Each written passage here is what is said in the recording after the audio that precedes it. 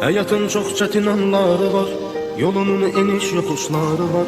Soyuğu boranlarda karı var, her kışın sonunda bir baharı var.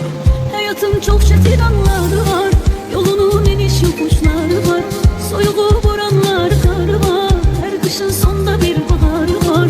Sevgidir nurlu ümit yolumuz, dikenli olsa da sağ solumuz. Hayat boyunundaki yolumuz, kavuşan iki aşık sonumuz. Birazca sabreyle canım benim, karşıda senle güzel